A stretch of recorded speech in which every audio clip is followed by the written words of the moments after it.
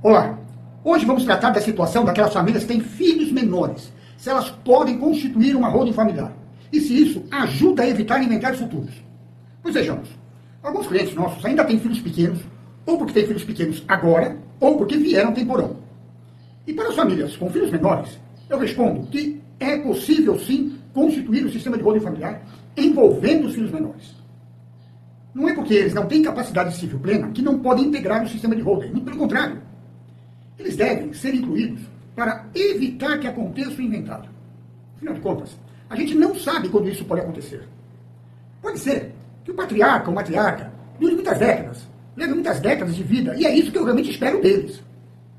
Mas, se isso não acontecer, principalmente quando os filhos ainda são pequenos, quando tem um sistema de holding organizado, existe uma proteção ainda maior para esses filhos menores. Em relação aos filhos menores, a gente tem que analisar o artigo 972 do Código Civil, que fala da capacidade. Esse artigo diz que, para exercício da atividade de empresário, só podem ser aqueles que estejam em pleno gozo da capacidade civil e que não estejam legalmente impedidos. Os filhos menores não estão em pleno gozo da capacidade civil. Aí, vem o artigo 966 e ele fala que se considera empresário aquele que exerce profissionalmente uma atividade econômica organizada para produção ou circulação de bens e serviços.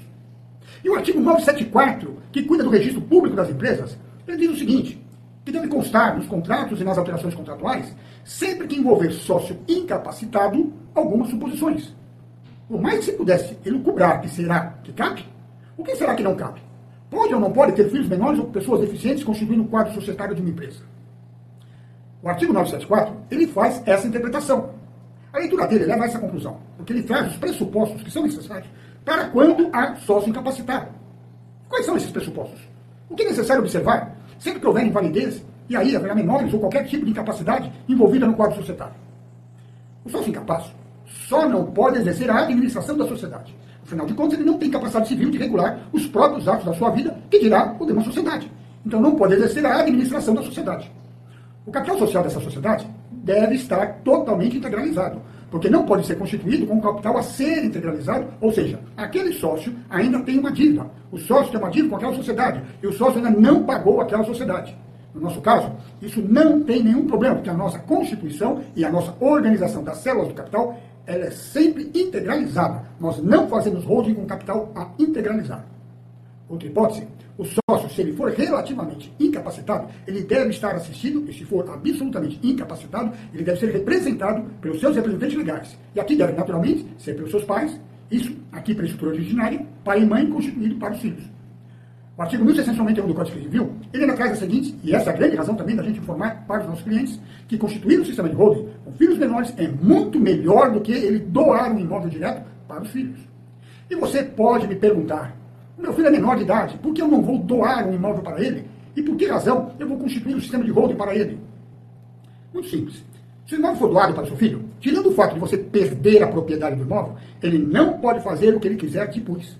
E mais, o artigo 1691 ainda traz o seguinte, não podem os pais alienar ou gravar de R$11 os imóveis dos filhos, salvo se por necessidade ou evidente interesse da prole mediante breve autorização do juiz. Resumindo, se o imóvel foi doado para os filhos e eles quiserem vender aquele imóvel para pagar um tratamento de saúde daquele filho, que é caríssimo, e vão precisar vender aquele imóvel para custear o tratamento, eles vão precisar de uma coisa muito simples. No papel é, porque na vida prática não é nada simples. Vão precisar de um processo judicial e de uma autorização do juiz. Como envolve o incapaz, obrigatoriamente também vai ter que haver a opinião, a manifestação do Ministério Público. Veja bem, isso é fácil? Não, não é nada fácil. É rápido? Muito menos. Não, nem nada rápido. Então isso dificulta a movimentação também do patrimônio. Ao passo que se o imóvel está dentro do sistema de holding, se alguém quiser vender, não são os pais que vendem, não é o filho que vende. Quem vende é o dono do imóvel, que é a própria holding, que é a própria célula. E essa é a melhor informação que eu posso transmitir a você que tem filhos menores de idade. Se você quer dar seu primeiro passo para constituir a sua holding, inscreva-se para a live de planejamento patrimonial da família que irei realizar.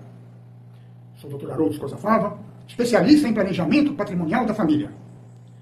Se gostou, deixe seu like e me siga nas redes sociais. Te espero.